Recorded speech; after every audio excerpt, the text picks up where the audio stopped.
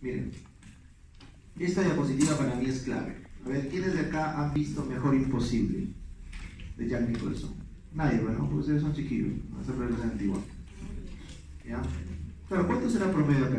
¿Cuántos es el promedio acá? ¿19? ¿20? 20, ¿no? Ustedes saben que la adolescencia ahora dura hasta los 22, 23. Teóricamente ustedes son adolescentes. Psicológicamente, ¿no, verdad? Biológicamente hace rato ya pasaron, pero psicológicamente las sociedades cuanto más avanzadas. Entonces, a lo que iba es, esta película, y de verdad todas las de Jack Nicholson son geniales, pero esta la traigo en especial porque acá se ve el problema que tiene una persona con trastorno obsesivo compulsivo. Imagínate que tú no puedas salir de tu casa y en la calle pisar las líneas de la acera, porque cada vez que pisas la línea te da un ataque de pánico. Imagínate. ¿Cómo tratas eso? A ver, ¿qué crees que te hace más daño? ¿Tener una falla cardíaca y que no puedas de repente caminar más de 10 cuadras sin cansarte? ¿O tener de repente una diarrea? ¿O tener un problema en tu mente en el que tú no puedas pisar una línea sin que te dé un ataque de pánico? Y tengas que saltarte la línea, porque si no te da un ataque de pánico. ¿Se dan cuenta? Entonces las enfermedades de salud mental son recontra discapacitantes en personas que literalmente o físicamente están totalmente sanas, pero no pueden desarrollar su vida. Eso se llama TOC. A ver acá, ¿cuántos le tienen miedo a volar? Incluido. ¿No tienen miedo a volar? ¿Han volado? 60% de la población tiene miedo a volar. Está estudiado, ¿no? ¿Correcto? Solo que nos aguantamos, pues, porque no va a ser tu escándalo en el avión, no sé, los caballeros, ¿no? Pero de ese grupo hay gente que hace ataques de pánico en el avión, quiere salir volando, quiere abrir la puerta y tirarse. ¿Por qué? Porque es claustrofóbica, porque tiene miedo a las alturas. Entonces imagínate, el pobre Pablo Guerrero, para volar tiene que pepearse. Él no puede ir consciente en un vuelo de muchas horas, porque le tiene pánico a volar. Entonces, ¿cómo ayudas a una persona que tiene pánico a volar? Psicofármacos. Psicofármacos, ¿ya? Esta peli se han debido ver, ¿no es cierto? Una mente brillante, pues ya, eso ya es cultura, una mente brillante, ¿no es cierto? Él, John Nash, premio Nobel de Economía, sufría de esquizofrenia. Estaba loco, veía gente que no existía. Pensaba que los rusos lo controlaban a través de unos mensajes secretos con los periódicos. Premio Nobel. Obviamente nunca hubiera llegado a ser premio Nobel si no lo trataban de su esquizofrenia, porque literalmente se volvió loco. Y obviamente eso es una de las peores enfermedades en psiquiatría, la esquizofrenia. Problema de salud mental que vamos a estudiar. Acá todos recordamos, pues, ¿no es cierto? El actor de Volver al Futuro. ¿Qué sufre? Parkinson. Y obviamente he hecho toda una cruzada pública para ayudar a la gente que sufre de Parkinson, ¿no? Creo que es Michael Fox, ¿no? Su nombre. Otra persona que padece de enfermedades neurológicas que tiene que ser tratada con psicofármacos que vamos a ver el día de hoy. Vengan acá. Bueno, esto no es una persona conocida, pero es cualquiera de nosotros podemos haber tenido un compañero, un amigo, o van a ver un paciente que está sentado ahorita a tu lado, se desploma y empieza a convulsionar. Y no puedes hacer nada, ¿no es cierto? Hay que esperar que pase la convulsión, porque ese rato no se puede hacer nada. Es algo que, bueno, continúe y lo llevamos al hospital. En las convulsiones o epilepsias, los únicos fármacos que pueden tratar son los que vamos a ver hoy día, psicofármacos. A ver, imagínate que tú no sabes cuándo vas a empezar a convulsionar. Yo tengo un amigo que tiene un tumor en el cerebro, ya lo operaron todo, pero convulsiona. Y él es actor de teatro. Imagínate, no sabe cuándo le va a dar su ataque de convulsión. Tiene que estar pepeado. Y bien pepeado, porque si no, no podría vivir. Imagínate que tú no sepas cuándo, ahorita estoy exponiendo y van a meterme convulsión. Tienes que estar con un fármaco para que no te des. Es un ejemplo claro de por qué es importante esa clase. Usted tiene que saber que es importante lo que estudia, porque si crees que estás estudiando para pasar el examen, estás mal. Tú y todos los pacientes que te vean van a sufrir de esa idea. No, ustedes tienen que estudiar para ayudar a los pacientes. Entonces tienen que meterse en la clase. Y es la única motivación que van a tener, ¿eh?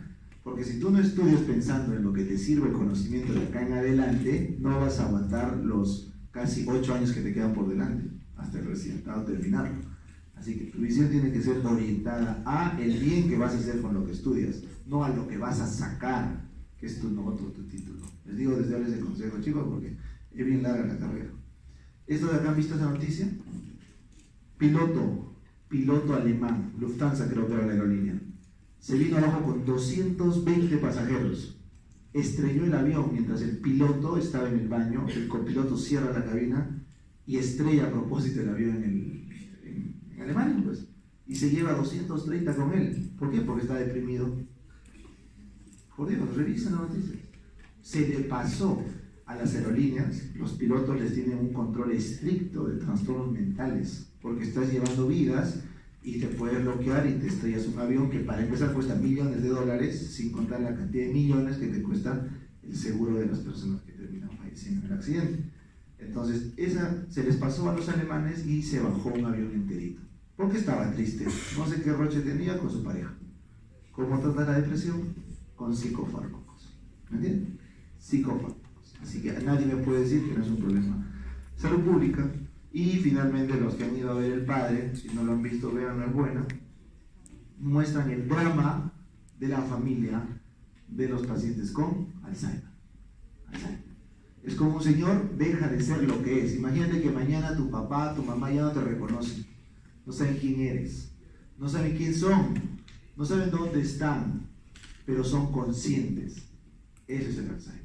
¿Está bien? ¿Con qué se trata de paliar los síntomas? Con psicofármacos. Entonces, eso es el intento que vamos a hacer hoy día, tratar de mostrarles los fármacos que ayudan en cada una de estas situaciones. Les digo, así que es súper importante. Esta cosa es como cualquier otra, la cosa es el drama que le pongas, pues, ¿no? Yo siempre le pongo drama para poder llamar vuestra atención, ¿ya? Porque tiene que aprender. Solo se aprende cuando está motivado. Muy bien, entonces vamos a arrancar con un repaso de sinapsis, que creo que todos la tienen clara. Solamente quiero recordarles que el proceso de sinapsis, como ves, es el paso que la naturaleza inventó para transmitir la información de neurona a neurona. ¿Está claro? Miren acá, la sinapsis viene de un axón, su terminal axonal. Acá está el espacio intersináptico, esta es la neurona postsináptica. Estos puntitos verdes que ven acá, NT, son los neurotransmisores que se liberan para unirse a su receptor, nada del otro mundo, ¿verdad? Pero lo que sí quiero que recuerden es que la sinapsis es unidireccional, o sea, solamente la señal va en un sentido, de tal forma que una vez que se manda la señal, no hay marcha atrás. Un concepto. Segundo concepto. La sinapsis que prevalece en nuestra especie y en general en los animales es la sinapsis química, no eléctrica, química. O sea, liberamos neurotransmisores químicos. ¿Por qué es importante saber eso? Porque te permite transmitir mayor cantidad de información. Si la sinapsis solo fuera eléctrica, pasarías una señal como una computadora, 01, 01, 01. ¿Es cierto? Los que saben de codificación o algo de programación de computadoras saben que esa es la forma como los transistores operan. 01, 01, 1, 0, código binario. En cambio, nuestra evolución dice, no podemos ser tan básicos como la corriente. Hemos creado neurotransmisores, vengan acá arriba, está toda la clasificación de neurotransmisores que deben de saberla. Ojo chicos, la clase, hago un paréntesis, está escrito en la diapositiva lo que se les va a preguntar. Lo que hacemos en la clase es darles datos adicionales que también se van a preguntar, por eso siempre dan las de grabas, para complementar lo que está acá. O sea, yo no voy a leerte lo que está acá necesariamente. Lo que hago es darte un marco general y explicarte por qué lo he puesto, para que luego tú lo estudies. ¿Correcto? Así que todos los alumnos que no vengan a la clase tienen que escuchar sí o sí la de graba. Cuidado que se te ocurra leer solo la diapo. Error. Porque ni siquiera vas a tener idea porque está cada gráfico puesto en cada lugar. ¿Ya? Entonces, estos neurotransmisores que ves acá son esta lista de acá. Los de clase 1, la acetilcolina, esos son los dos primeros en descubrirse, súper importantes para lo que es la enfermedad de Alzheimer. ¿Ya? Los que están acá, clase 2, las aminas, son los estimulantes, los más importantes estimulantes para enfermedades como los trastornos afectivos.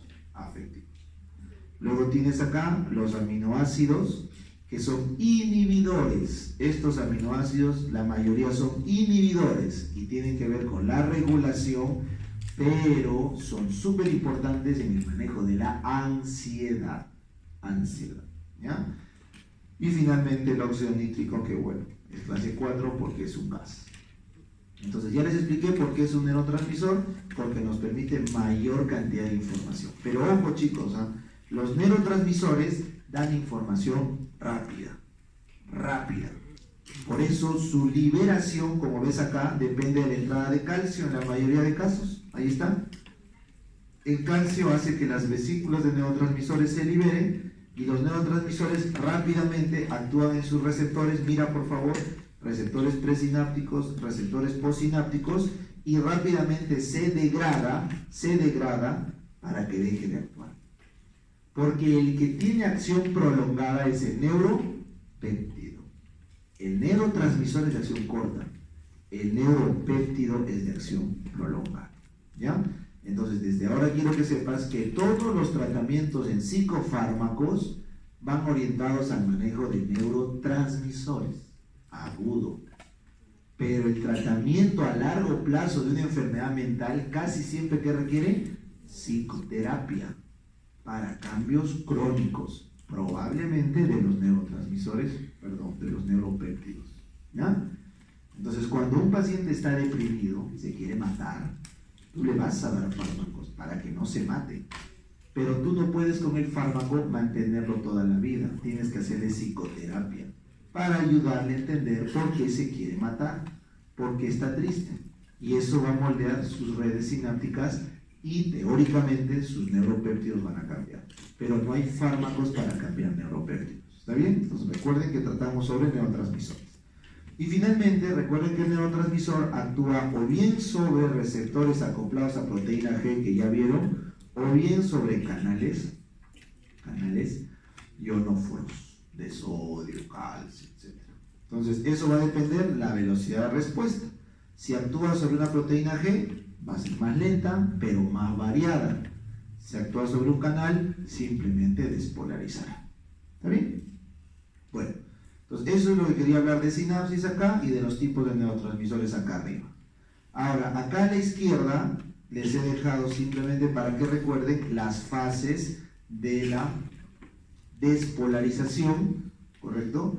Y repolarización. O sea, las fases del potencial de acción, ¿recuerdan? Cuando se despolariza, fase 0, la primera caída 1, luego el mantenimiento 2, que eso es más marcado en el corazón. Luego viene la repolarización 3, ¿correcto? Y al final, en la fase 4, se recambian los iones, ¿no? Entonces, puedes ver acá rápidamente, miren, en la fase 0, recuerdan que entra bastante los iones sodio, ¿no es cierto? Entonces, el sodio entra en sus canales de sodio voltaje dependientes rápidos, y miren cómo la cantidad de sodio entra en fase 0, muy bien. Luego, acá en la fase 1 y 3, miren por favor, en la fase 1 y 3 es donde más se ve el manejo de los canales de potasio, ¿correcto? Potasio hacia la 3, acá al final, acá, y este rectificador acá. O sea, la fase 3 básicamente es toda la salida de potasio para recuperar el potencial, y en la fase 4 es donde tenemos el intercambio del ATP, sodio, potasio, ATPasa acá, para recuperar la polaridad normal. Eso lo han visto en fisiología, así que no hay mucho que comentar acá. Los canales de corriente tipo lento y tipo T, esos son para cardio. Por favor, noten el canal de calcio tipo L, acá está, es el que predomina en fase 2. Y solamente lo pongo para qué, porque lo estoy explicando muy superficial, te das cuenta. Lo pongo para que recuerdes que los fármacos actúan muchas veces inhibiendo esos canales de voltaje, sobre todo en los anticonvulsivantes. Entonces, Doc, usted ya me dijo, acetilcolina acá arriba para Alzheimer, las aminas para lo que son trastornos afectivos, los aminoácidos para ansiólisis, los ansiolíticos, y acá los canales de sodio y calcio para anticonvulsivantes. Prácticamente hemos cubierto todas las enfermedades que nos toca ver hoy en cuanto a la fisiología, donde vamos a actuar con los fármacos. ¿Ya? Acá les he dejado el gráfico, por ejemplo, este es el famoso receptor GABA, Miren el receptor GABA. Este es el receptor GABA, se une, acá está, al GABA, al ácido gamma aminobutírico, un aminoácido que habíamos dicho que era inhibidor. ¿Por qué es inhibidor, Doc? Ahí está, mira, porque abre un canal de cloro. ¿Y el cloro qué hace? Hiperpolariza a la célula, o sea, la hace más negativa, por eso inhibe. Y de esa forma baja el potencial de acción. Entonces, ¿qué fármacos actúan, por ejemplo, en este receptor de GABA? Mira acá, las benzodiazepinas actúan acá, los analgésicos, los anestésicos, los barbitúricos y el alcohol. Pero, doctor, ¿por qué me lo pone acá si todavía no hemos entrado en benzodiazepinas? Solo quiero que recuerdes que cada droga tiene un sitio de unión específico en el receptor, diferente. Así que una cosa será que yo te dé benzodiazepina. ¿Dónde se va a pegar la benzodiazepina? Acá. Otra cosa será que te dé alcohol o fenobarbital, que se va a pegar acá, en la parte central. Recuerden, cada sitio de acción va a determinar diferente actividad de efecto en el receptor. Eso han visto en la clase 1. Y finalmente, este dibujo no importa, no se ve bien, pero acá dice histamina, ¿ya? Entonces la histamina tiene varios receptores. ¿Qué quiero decirte con ese gráfico? Que un mismo neurotransmisor puede actuar en varios receptores haciendo diferentes funciones. Así que no te estreses si la dopamina por un lado estimula y por otro lado inhibe. Si la serotonina por un lado estimula y por otro lado inhibe. Porque es así.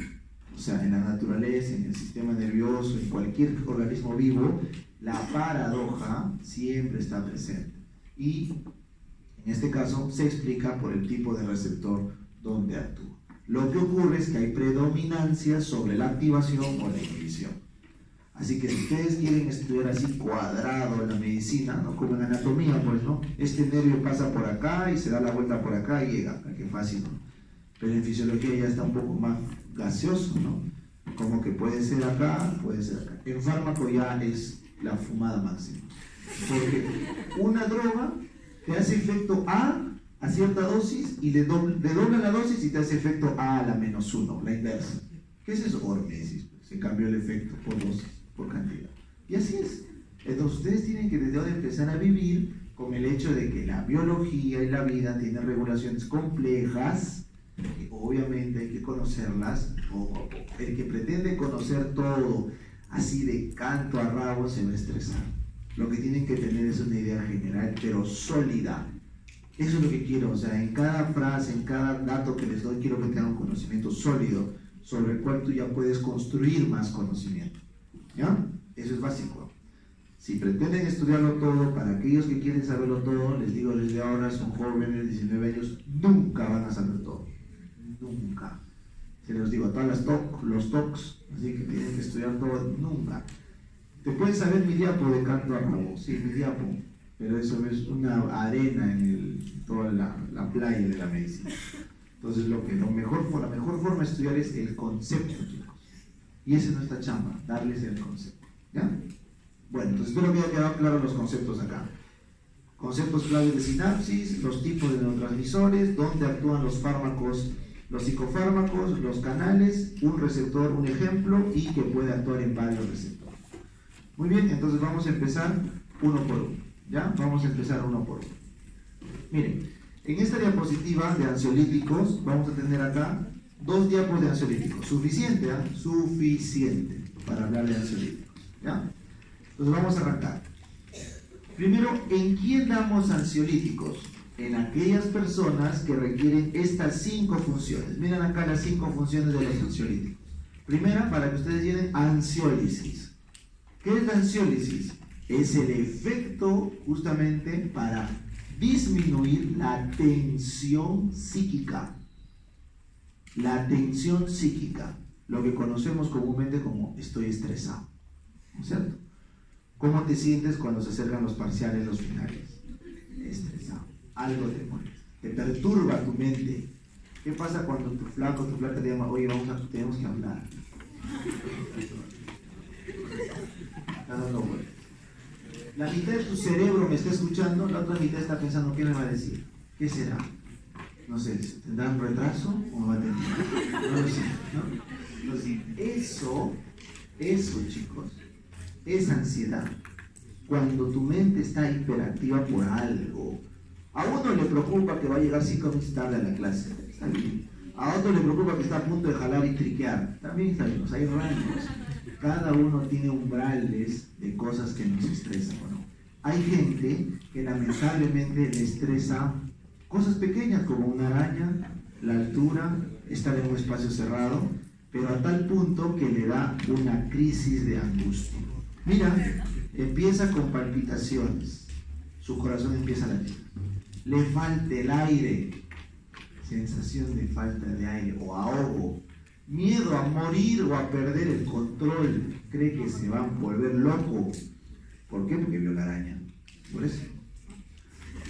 Mareo, sensación de inestabilidad, ¿no? Si alguna vez te ha pasado que estás tan estresado, estresada, que te sientes medio sonso, con la cabeza como que inflada, como un globo, ¿no? Estoy anémica, dices, ¿no? No, estás estresada, ¿ya? Porque cuando estamos muy estresados tenemos una sensación de mareo, mega rara, no es vértigo tampoco.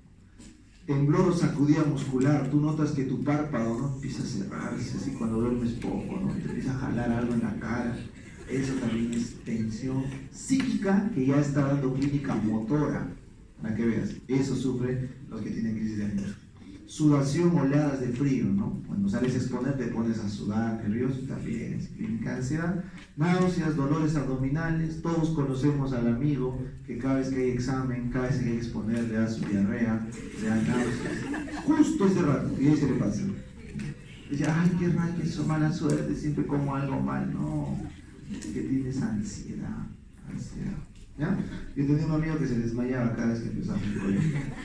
Todos los años que empezaba el colegio se desmayaba. Parestesias.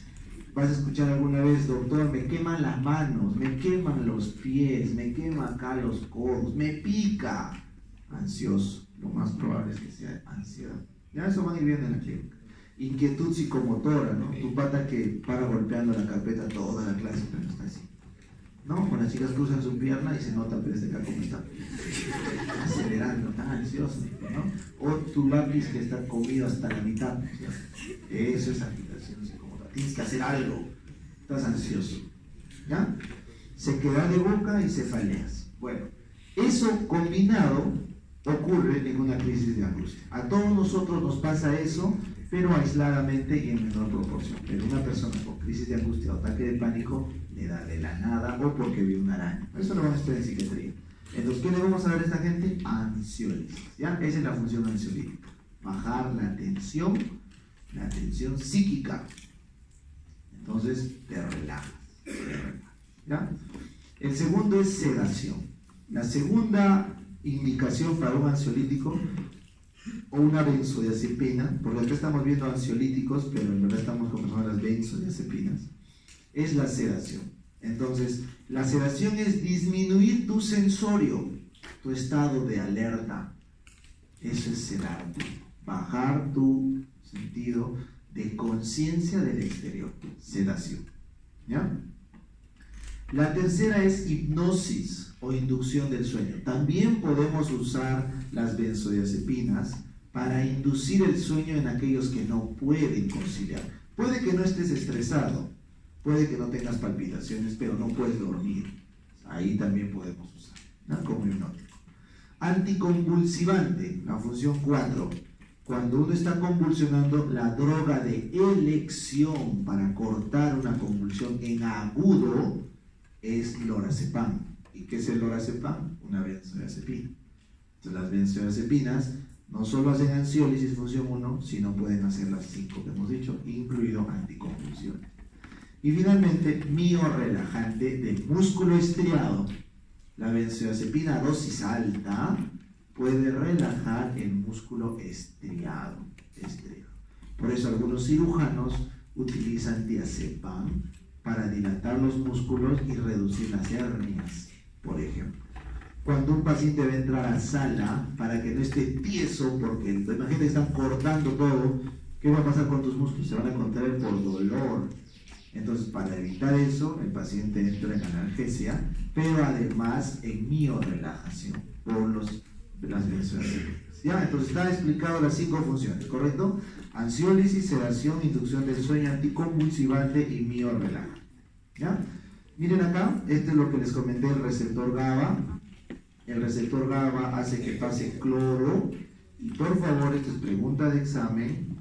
El lugar donde actúan las benzodiazepinas, como ves acá, miren, es justo en esta subunidad gamma, justo en el borde de la subunidad gamma, fuera del canal, hacia arriba, justo en el borde con la subunidad alfa, ¿correcto? Acá arriba. Eso se llama una activación alostérica. ¿Por qué, Doc? Porque no se unen al sitio de unión del GABA. Miren, el GABA está entre la subunidad beta y alfa. En cambio, las benzodiazepinas se unen entre la alfa y la gamma, o sea, es alostérico. ¿Ya? En cambio, miren adentro, en el canal, abajo, en la subunidad beta, acá al fondo, está la acción de los barbitúricos, ya, en la porción beta y también en la porción alfa proporcional, que sí actúan directo en el canal. Y acá por favor aumentale, al costado de barbitúricos, aumentale acá alcohol.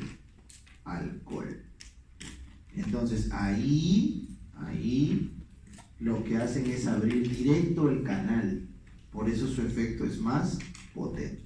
Y eso sí quiero que lo tengan claro. Miren, vengan acá.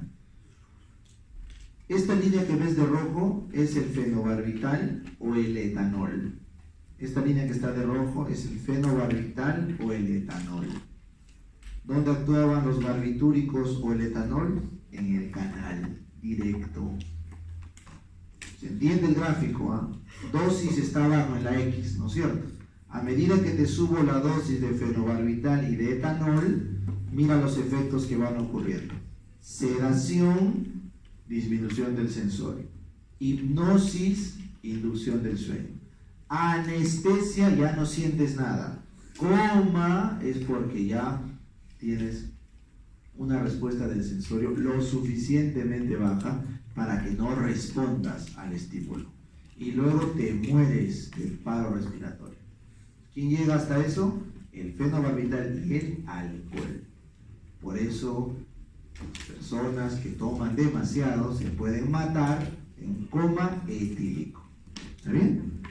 En cambio, las benzodiazepinas que estén en color verde, la gran mayoría de ellas no va a llegar ni siquiera a la anestesia.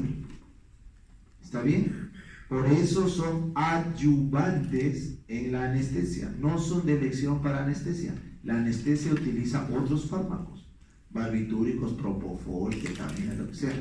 Pero las benzodiazepinas, como puedes ver el verde, nunca llegan más allá de la hipnosis y a las justas tocan la anestesia. Es difícil que intoxicándote con benzodiazepinas te pueda llevar al coma y a la muerte. Es raro. Hay algunas, como el midazolam, que son muy potentes, que sí pueden llegar, pero la mayoría no. ¿Está bien? Ese gráfico es clave para esta diapositiva. Y finalmente, acá te he dejado los tipos de GABA.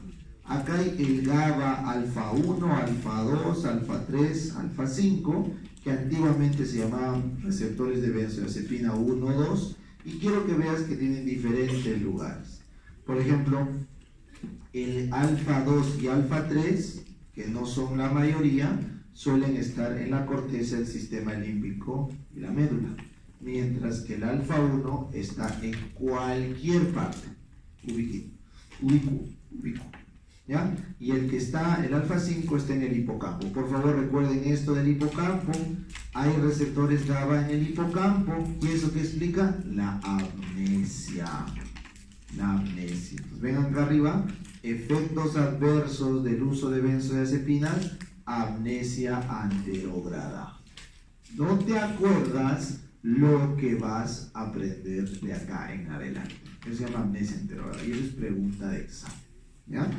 Cuando uno toma ansiolíticos o benzodiazepinas, un efecto adverso indeseado es la amnesia anterógrada. Por eso no se manejan los trastornos de ansiedad mucho tiempo con benzodiazepinas, porque traen problemas de amnesia. El segundo es dependencia. Por favor, acá auméntale. Amnesia anterógrada, dependencia. Te vuelves dependiente de la benzodiazepina. Por eso también no se utiliza crónicamente. La sedación es un efecto adverso cuando no se busca la sedación. Por ejemplo, tú estás estresado, yo te voy a dar un ansiolítico, ¿no es cierto? Pero ¿qué pasa si ya no puedes estar concentrado en la clase? Porque estás sedado. Tu sensor está como cuando estás de sueño, ¿no? Bajo.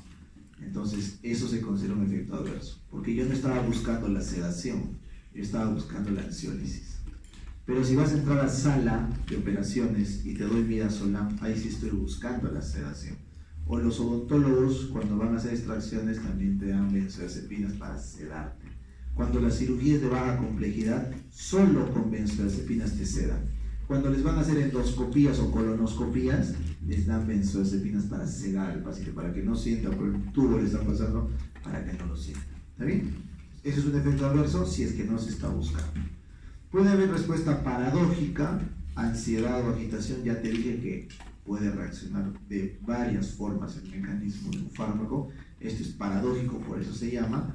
Depresión, irritabilidad, ataxia, disartria y confusión son efectos más raros, pero ocurren. Y finalmente les dije que el efecto respiratorio es mínimo. Las benzodiazepinas difícil hacen paro respiratorio. ¿Ya? Esos son los efectos adversos más importantes. ¿Qué podemos hablar de farmacocinética? Ahí les he puesto, pasa la barrera hematoencefálica porque es liposoluble, es muy fácil que pase. Se metaboliza por el citocromo 3 a 4, también tienes que saber. Y lo más importante, subraya por favor, se elimina por glucuroconjugación o conjugación con ácido glucurónico para eliminarse por la orina. ¿Ya? Y el metabolito más complicado, porque tiene mucho efecto, es el oxazepam. El metabolito activo más complicado que el hígado tiene que, como se eliminarlo, es el oxazepam.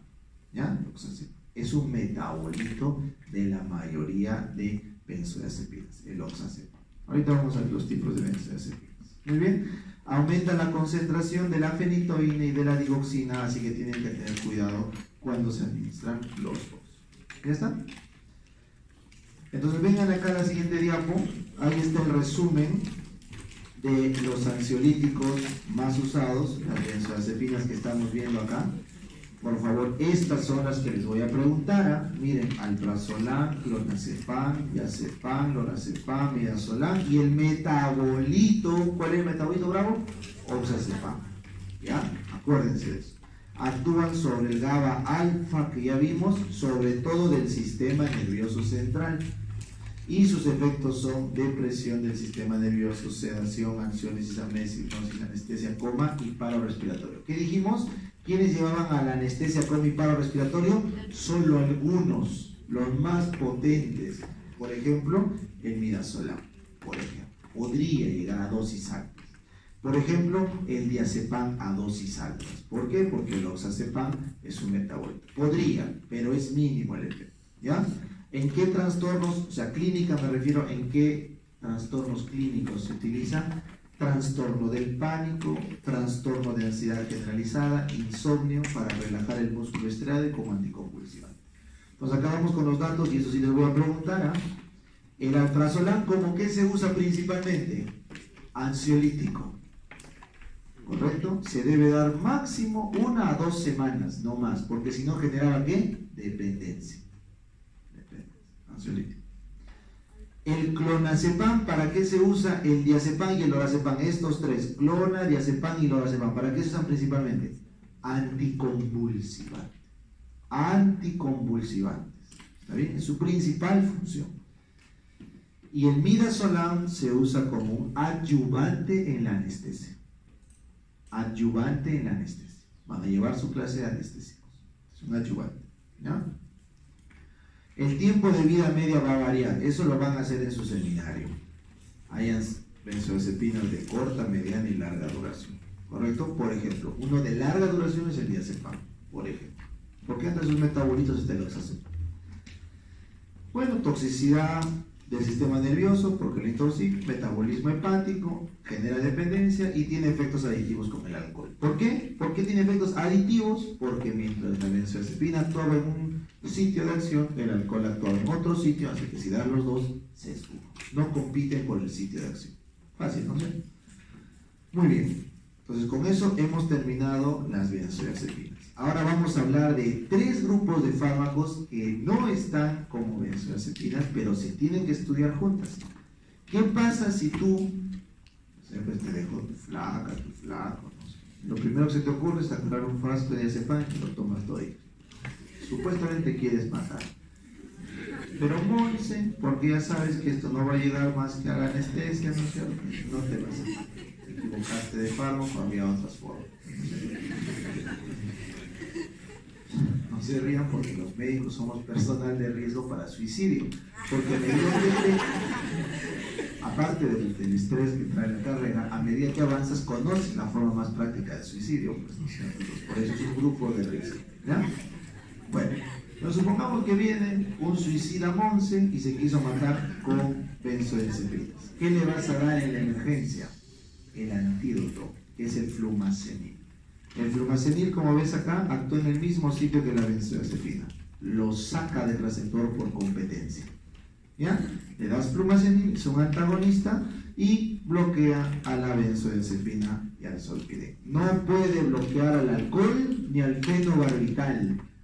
¿Por qué, doctor? Porque ¿dónde actuaba el flumazenil? Acá, entre la gamma y alfa. Entonces no va a hacerle nada al alcohol ni al barbitúrico que actúan abajo en el canal. Así que si tú te vas intoxicado porque te tomaste 3 whisky seguidos, tienes que ir a UCI, porque no va a haber antídoto para ti. Estás en coma etílica.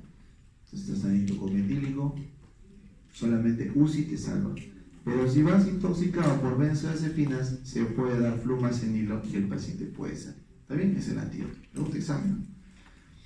Finalmente, si tú solo quieres inducir el sueño, la persona no tiene ansiedad, pero quieres ayudarle en su insomnio, no le vas a dar pues una benzodiazepina, porque la benzodiazepina lo va a sedar.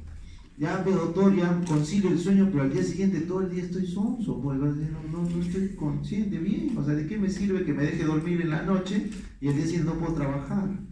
Entonces se han creado los hipnóticos, solo para que puedan dormir. Zolpidem, Celeplon, ya, Escitalopram, son los 3 hipnóticos antiguos. Ahora de elección es el Ramelteon. Como ves acá, estos hipnóticos se unen a un subgrupo especial de GABA para solo inducir el sueño, nada más. Pero lo malo es que tienen algunos efectos amnésicos, algunos efectos de dependencia, miren acá, toxicidad. Así que los hipnóticos Z se llaman. Los hipnóticos Z, Mesopiclona, Celepion, Zolpidem, son fármacos que no se usan ya mucho porque tienen estos efectos tóxicos de sus primos, las benzodiazepinas. Entonces, últimamente, porque es fármaco nuevo, el Ramelteon es un agonista del receptor de melatonina. Ahí está, activa el receptor MT1 y MT2 de los núcleos supraquiasmáticos en el hipotálamo. Entonces, de esa forma, ¿qué pasa? De esa forma, solamente ayudas en el ciclo del sueño y la vigilia. Nada más. No te metes con ninguna otra parte del sistema nervioso. Por eso es el de elección. Induce rápidamente el sueño. Puede haber una abstinencia mínima, un insomnio de rebote, pero es mínimo. Estos son los de elección. ¿Ya? Ahí están los efectos que les he puesto, que son básicamente por mencionarlos, son bien raros, no hay mucho problema ahí, pero sí quisiera que sepan que la droga de elección para los que tienen insomnio actualmente es el Ramelteon. Pero probablemente, si tú tuvieras o conoces a alguien con un problema de insomnio, lo más probable es que sea porque tiene mala higiene del sueño. Duerme diferentes horas, no respeta un horario, su cuarto es a la vez su escritorio y a la vez su cocina y es su lavadora y es todo su cuarto, ¿cierto? Entonces no tiene un ambiente, pues su cerebro no puede diferenciar lo que es su cama para dormir de lo que es su lugar de trabajo. Doctor, pero su casa es chiquita, pues no importa, ponle un triple a tu cuarto ahí y ahí pones tu escritorio y tu cama al otro lado. O sea, la idea es que el cerebro entienda que la cama es para dormir, ¿no? Pero la cama es para eso. No, porque igual cuando hacen su terapia en pareja les dicen por favor que su habitación sirva solo para su relación, que no lo vuelva tan cual, porque es verdad, o sea, el cerebro necesita tener lugares, ¿no? Si no necesitan las iglesias, ¿por qué existen las iglesias? Porque es el lugar donde hay que rezar, o sea, el cerebro tiende a crear lugares, el aula es el aula, donde hay que hacer clases. No me tomaría igual la atención si les dictara en el patio, ¿sí o no? Entonces, eso es importante incluso para el sueño. Por eso tu cerebro tiene que ser que la cama es para dormir. Y no puede estar al costado de tu escritorio. Si estás con tu escritorio, ponle una separación, algo, una planta, algo que sea. Tu cerebro tiene que ser de la planta para la izquierda, luego.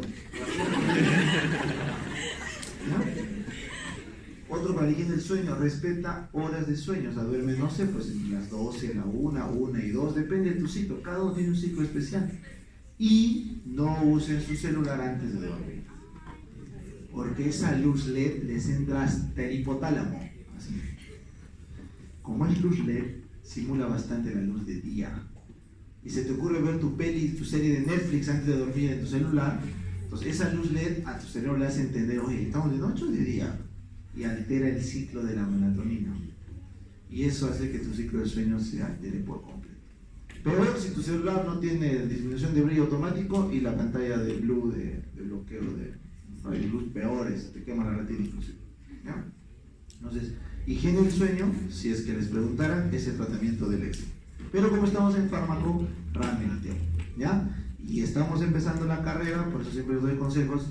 El alumno de medicina que no duerme bien nunca va a aprender nada, porque para consolidar la memoria a plazo intermedio tienes que tener varias fases REM, y para tener varias fases REM tienes que por lo menos dormir 4 a 5 horas como mínimo.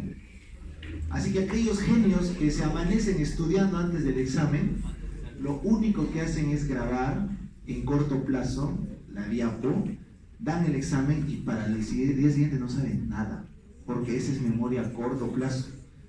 Así que eso es liquidar tu cerebro. Les voy diciendo, es mejor que estudien con tiempo de a pocos y al final del examen duerman más a medida que acercan los exámenes para que puedan recordar mejor lo que han estado estudiando. Desde ahora les digo, ¿ya?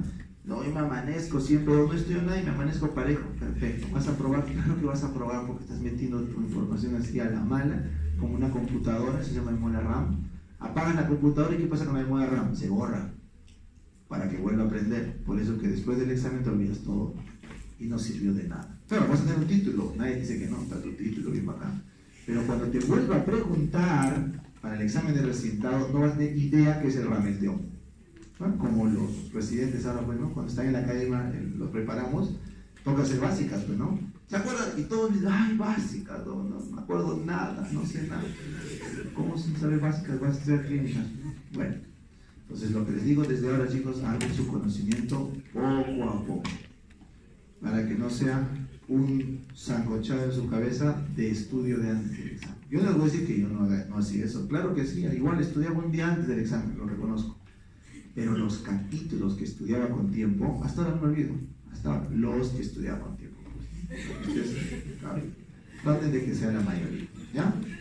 Bueno, ya, terminamos eso, ahora vamos a la siguiente enfermedad. Ya saben, ansiolíticos, ahora vamos a ver lo que es antidepresivos, antipsicóticos, litio, y luego vamos a un pequeño break, ¿ya? Vamos a ver hoy día, ahorita el comportamiento, motivación, ¿correcto? Antidepresivos, optimizantes, y después del break vamos a ver antipsicóticos y anticonvulsivantes, ya que eso ya es más suave. Vengan acá, a ver, vamos a hablar del comportamiento y la motivación. Esto creo que tiene zoom, ¿no? Bueno, quiero que se ubiquen acá. Existen 3 grandes neurotransmisores en el sistema nervioso central que tienes que saber sí o sí. Es el ABC, ¿ya? Lo que yo trato acá en la teoría es explicarles el ABC. Sobre esto estudia lo que quieras, lee, revisa. De hecho, que deberías tú saber más que nosotros, porque ustedes están estudiando todo el día. Cuando uno ya está médico, trabajas más de lo que estudias. Entonces ya pues, un estudiante tiene que saber siempre más, porque todo el día está estudiando, ¿no es cierto? Entonces, en esta teoría, lo que vamos a hacer es un repaso ABC del comportamiento y de la motivación. Estos tres neurotransmisores tienes que tenerlo claro. Adrenalina, serotonina y dopamina. ¿Ya?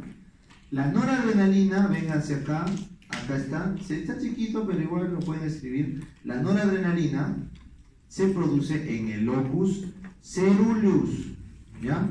Locus ceruleus, noradrenalina. Este locus ceruleus que está por acá abajo, en el tronco encefálico, locus ceruleus, libera la noradrenalina a toda la corteza. ¿Y para qué sirve la noradrenalina? Como lo ves acá, nos da energía, nos da interés y nos da vigilia. Así que todos estamos acá despiertos, atentos, interesados en la clase o en este estímulo que es la diapositiva por la noradrenalina que producimos. De tal forma que cada vez que hago un chiste, te ríes, sube tu noradrenalina. Y otra vez también, ¿no? Digo alguna cosa me agarrona, así, ¿qué pasa? ¿Qué está hablando? ¿Está loco? Entonces, eso hace que tu noradrenalina suba y tu atención aumenta. ¿Correcto? Te tomaste tu café, noradrenalina. Tomaste tu bol, noradrenalina. Eso es. ¿Ya? Para eso sirve la noradrenalina. Nos da energía, vigilia y atención. Sin embargo, tú puedes venir con el bol que quieras, ¿correcto? Pero eso no va a motivarte a venir. Por más café que tomes, por más bol que tengas, por más chistecitos que haga, no explica la motivación que hace que todos los días te levantes 6 de la mañana, vengas a la FACO, estudies por los siglos de los siglos, 1, 2, llevas 3 años, sabes que faltan 8, ¿no es cierto? Y tienes que seguir, y estás ahí porque hay una promesa, sabe Dios qué, pero hay una promesa, no sé cuál futuro. Todos sabemos que nos vamos a morir, ¿sí o no? Pero aún así seguimos pues bregando en la vida. Entonces, ¿qué es ese neurotransmisor que te hace hacer eso? ¿Cuál es? ¿Dónde está? Acá tu perrito estudia, tu perrito va, se prepara, tu perrito ahorra en la AFP para cuando sea viejito, para tener... No pues, ¿algunos han preguntado eso? Bueno, ese es el prefrontal.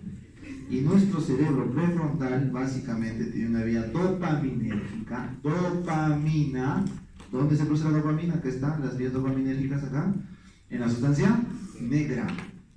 La dopamina se produce en la sustancia negra del mesencéfalo, recuerde.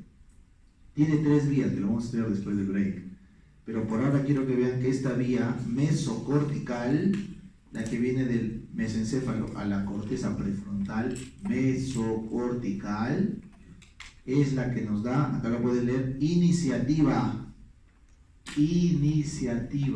voluntad para hacer algo. Cuando lo combinas, esta iniciativa de la dopamina con energía de la noradrenalina, tienes motivación y estás motivado. ¿Quieres hacer? Te levantas, vienes acá, haces, estás motivado. Noradrenalina, el locus ceruleus, dopamina, la sustancia negra. ¿Está bien? Sin embargo, la dopamina tiene otra vía, que también está acá, no se ve claro, pero lo vamos a ver después. Apúntala, la mesolímbica. Va del mesencéfalo al sistema límbico, mesolímbica. Y su función ahí es control del placer y el dolor. Esa es la dopamina del placer, ¿correcto? Que se activa con cualquier cosa que nos dé placer fisiológicamente, ¿correcto? Hay varias cosas que dan placer al cerebro y el cerebro recompensa con dopamina. Pero ahí está también el centro de las adicciones, al tabaco, a la cocaína, a cualquier cosa que genere una adicción y que dé placer cuando el cerebro lo obtiene. Eso es la vía del mesolímbico que relaciona con el placer. ¿Ya está? Entonces, esto que ves acá es la combinación noradrenalina-dopamina para la motivación. Muy bien, pero muy diferente a todo esto, tú puedes tener energía, tú puedes tener motivación, tú puedes ir y querer hacer las cosas, pero de ahí a que lo disfrutes, de ahí a que seas feliz con eso, hay todo un río de distancia, pues, ¿no es ¿cierto? ¿Qué es aquella cosa que permite que seamos felices, estemos plenos o tengamos bienestar en nuestra mente respecto de nuestra actividad o de aquella cosa que hagamos? La serotonina. Acuérdate, por favor, la serotonina, acá vean las vías serotoninérgicas, se producen en el núcleo dorsal del RAFE, ¿ya? La serotonina se produce en el núcleo dorsal del RAFE, también en el mesencéfalo, y nos da esa sensación de bienestar, de tranquilidad. Si quieres poner un ejemplo, ¿cómo te sientes cuando acaban los finales? Tranquilo, feliz. ¿Cómo te sientes en Navidad, en Año Nuevo, más o menos por eso? Hay felicidad, ¿correcto? Ese bienestar, esa tranquilidad, eso es serotonina. Por eso miren, cuando estos neurotransmisores fallan, entonces aparecen enfermedades del comportamiento y de la emoción y la motivación, ¿ya? Por ejemplo, miren, ¿qué pasa cuando tienes mucha noradrenalina? Ah, doctor, estoy acá, me despierto temprano, voy a la facu, estudio y hago esto y no duermo y está recontraestimulada tu noradrenalina, pero no tienes serotonina. ¿Qué te pasa? Estás irritado o ansioso. Este morado que ven acá, ansiedad y irritabilidad, no es la combinación de los dos, porque daría a entender eso, ¿no? Si tú lo ves como un gráfico de conjunción, te vas a confundir. No. Lo que significa eso es que harta noradrenalina sin serotonina nos da ansiedad e irritabilidad. Cuando tú estés en la calle y veas a un loco tocando la bocina, renegando porque el otro no avanzó rápido en el rojo, porque piensa que esta es una carrera, bueno, de Fórmula 1 que cambia a verde y tienes ahí disparado. Ese pata está irritado porque tiene mucha noradrenalina, quizá todo el día está trabajando y no es feliz porque no tiene serotonina. Pero cuando estás feliz, pues, no avanza el tráfico, estás tranquilo, pico y placa, ¿qué importa? Llegar el tráfico, ¿qué voy a hacer? No voy a cruzar el cambio, ¿no? Entonces, eso depende de tu tono serotonina. Y chicos, siempre les digo, no hay Volt, no hay café que te dé serotonina, no hay. Esto solo se consigue con buena psicoterapia y relaciones interpersonales.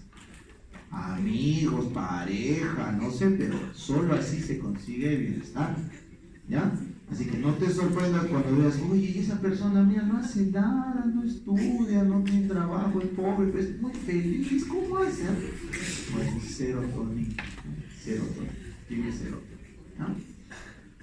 Bueno, acá, ¿qué pasa cuando un paciente o cuando una persona tiene los tres equilibrados? Acá está, la emoción, el humor y la cognición son correctas. Así que si ustedes quieren tener sus emociones, que son conductas aprendidas que uno hace frente a estímulos, su humor, que es la forma momentánea como expresan su afectividad, el humor, y sus funciones cognitivas finas, tienen que tener esos tres neurotransmisores equilibrados, ¿ya? Si esto se desequilibra, aparecen las enfermedades que vamos a estudiar ahora. ¿Ya, chicos? Eso es lo que quería explicarles con este gráfico. Y a ver, cuéntenme en qué estado la serotonina está al tope, la noradrenalina al tope, la dopamina al tope e incluso la oxitocina al tope. Cuando estás enamorado. Exacto. Cuando estás templado, así recontra templado, feliz, vienes cantando a la clase, te despiertas temprano, ya, están todos a tope. ¿No es cierto? Todos a tope. Bueno, pues cuando pasa eso es el problema.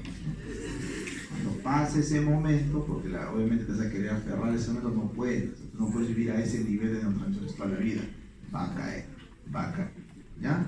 Y ahí pasa, pues, ¿no?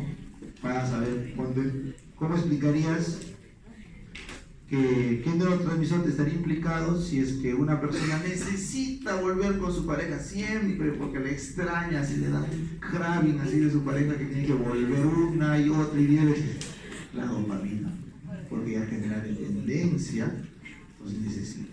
¿Ven? Entonces así podemos explicar varias partes de la conducta humana como estos neurotransmisores. Obviamente es algo sencillo, es más complejo, pero sirve para estudiar parte. Y acá arriba les he dejado el gran cerebro que articula las emociones, que es nuestro cerebro límbico. Miren, por favor, el centro del sistema límbico es el hipotálamo. Y el hipotálamo, que ven acá en el centro, conjuga con todas estas áreas hasta llegar a la parte consciente, que es la circunvolución del cíngulo, ahí está, la subcallosa, la orbitofrontal y la parahipocámbica. Todo esto que ven acá arriba es la parte consciente del sistema límbico. Es donde nosotros elevamos a un nivel de conciencia y obviamente elevado lo que es la parte afectiva. O sea, acá es donde se integran los sentimientos. En cambio, las emociones se graban acá en la amígdala, ¿correcto? Y se desgatillan por el hipotálamo, que es algo inconsciente. Eso también quiero que aprendan o que lo recuerden en todo caso si ya lo han visto. Cuando tú te asustas de un ataque de pánico, un terremoto ahorita, ¿qué diferencia hay como cuando tu perrito se asusta? ¿Hay mucha diferencia? No. Los dos se estresan, los dos salen corriendo, los dos en taquicardia, ¿o no? Como cuando un perrito, ¡ay, qué lindo se alegra mi perrito cuando me ve! ¿No? O cómo se asusta, ¿no? Cuando lo amenazas. Entonces, esas emociones también las hemos aprendido nosotros porque son conductas que se repiten. Cada uno de nosotros probablemente nos asustemos por igual. Entonces, eso es inconsciente y eso es evolutivo, eso es para mantener la especie. Pero yo te pregunto, ¿tu perrito te ama? Ah, claro, me ama. No. Porque si tú te vas después, lo consiguió otro dueño y se olvidó y no pasa nada. No, tu perrito no va a estar nostálgico. Tu perrito no se va a suicidar si te vas, no se va a suicidar. Si tú a tu perrito le regañas, ¿tu perrito se va a vengar? No, no es cierto, no se va a vengar. O sea, o sea, es imposible, no va a vengarse, te agradece tu perrito cuando tiene gratitud. No, chicos, no. Es una respuesta. Él se alegra porque va a sobrevivir cuando le das comida. Pero no es que te va a mandar una carta, oye, gracias, que te pasaste, no. Entonces, esas cosas, gratitud, amor, venganza, esos sentimientos o esas afectividades más complejas se llaman sentimientos. Y eso los humanos lo tenemos gracias a esta parte consciente. ¿Ya? Así que diferencien entre emoción, sentimiento. No es lo mismo, ¿correcto? Entonces, cuando un paciente está triste, un depresivo, lo que tiene es tristeza, eso es una emoción, tristeza, pero luego esa tristeza empieza a avanzar y tiene sentimientos de inutilidad y después sentimientos de que no vale la pena vivir y se suicida.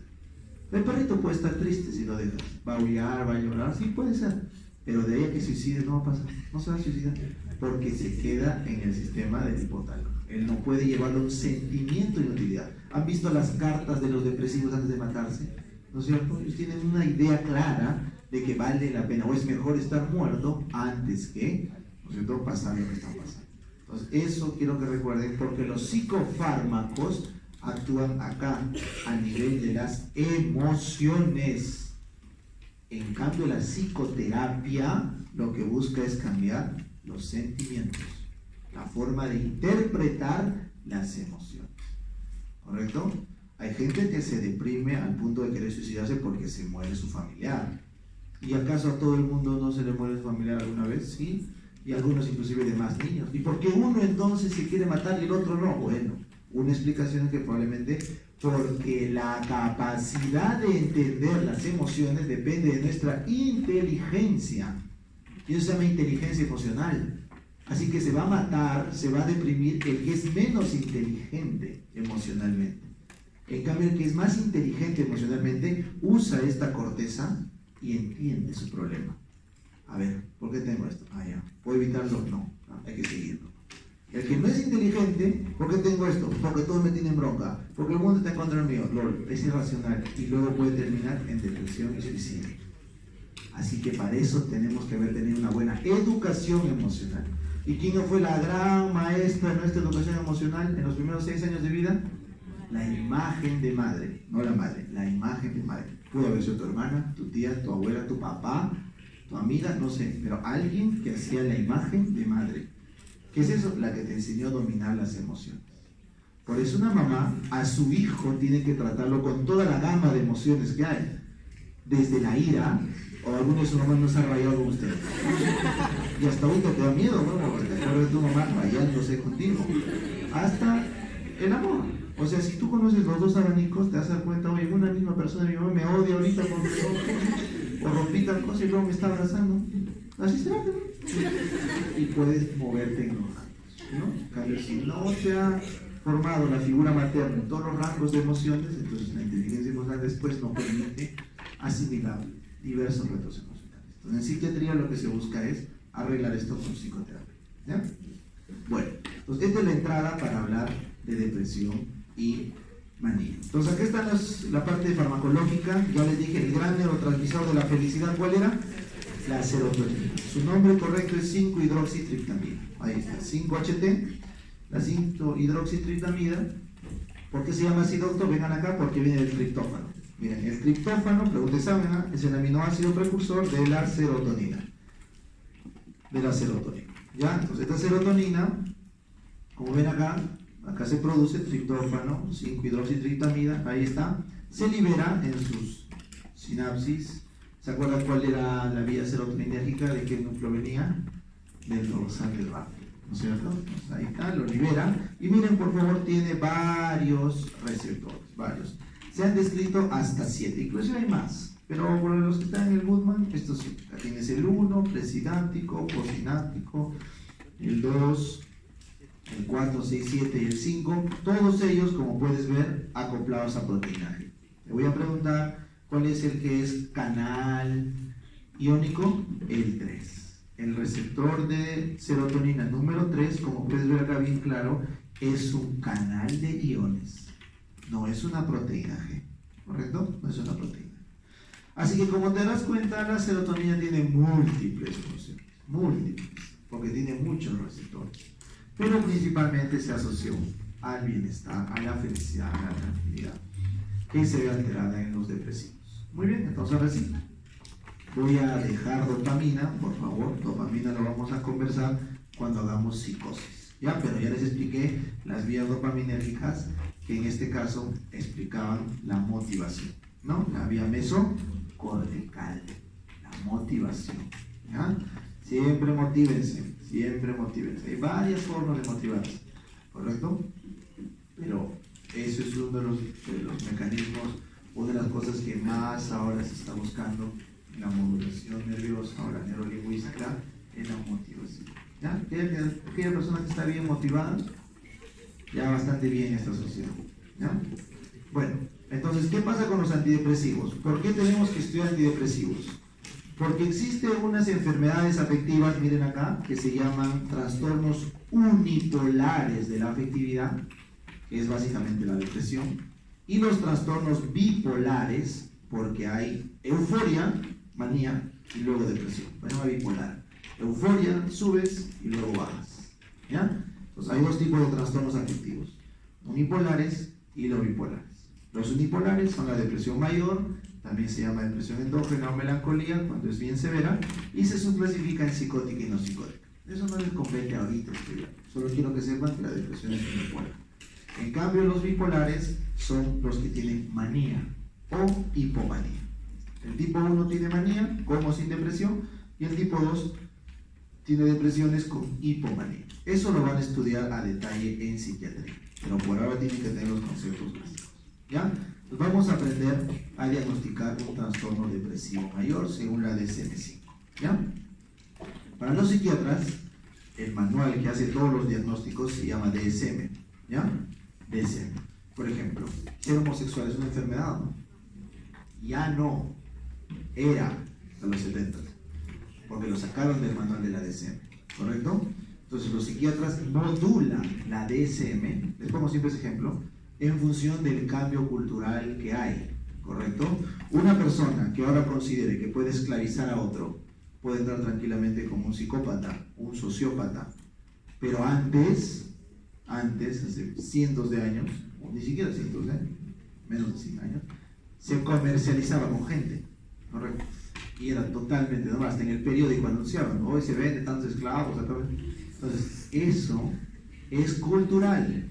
Por eso los psiquiatras van modelando la DSM a medida de cómo evolucionamos culturalmente.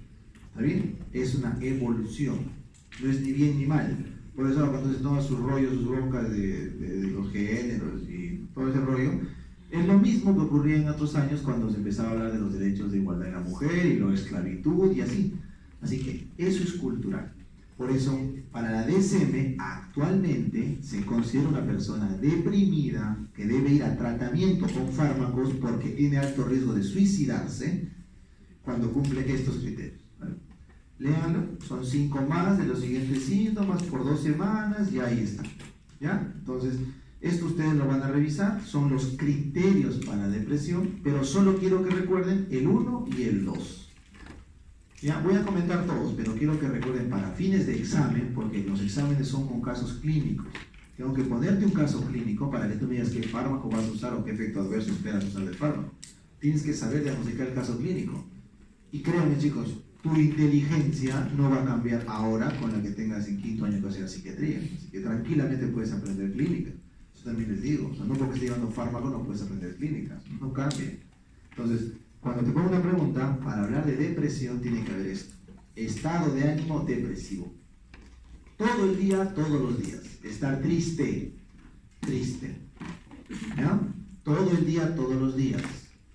Si estás triste de lunes a viernes, pero el sábado te la bancas y te sales a tomar feliz, eso no es depresión. ¿Ya? Para que sea depresión es tristeza todos los días, todo el día.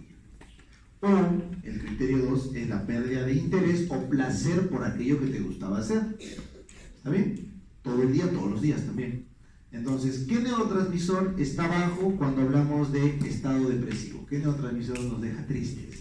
Serotonina. ¿Y qué neurotransmisor está bajo cuando digo que no hay interés o placer? Dopamina. Así que los 2 neurotransmisores que indican severidad en la depresión son serotonina y dopamina. ¿Correcto? Eso es ya criterio para tratar. Pero también aparece en esto, miren, hay pérdida de peso, ya se alteran los receptores orexígenos del hambre, por eso cuando uno está triste deja de comer y enflaquece.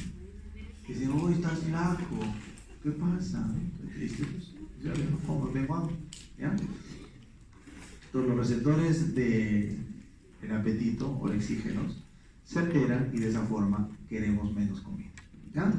Luego, ojo, la ansiedad sí genera más hambre, la ansiedad. Comes y comes y comes, ansioso. ¿Ya?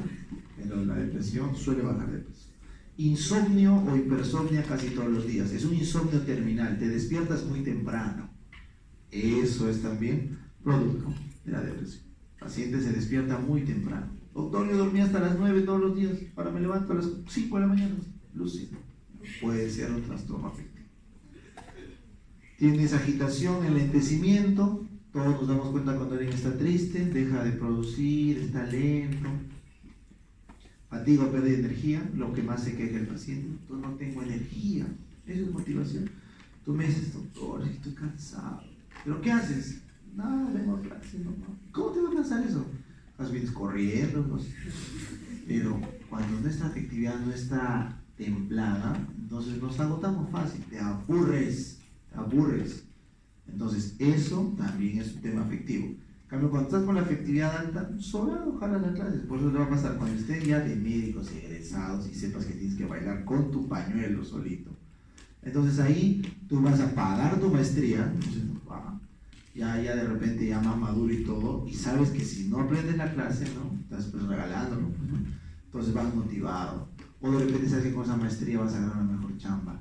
Y vas a ver cómo puedes estudiar desde las 8 de la mañana hasta las 11 de la noche parado.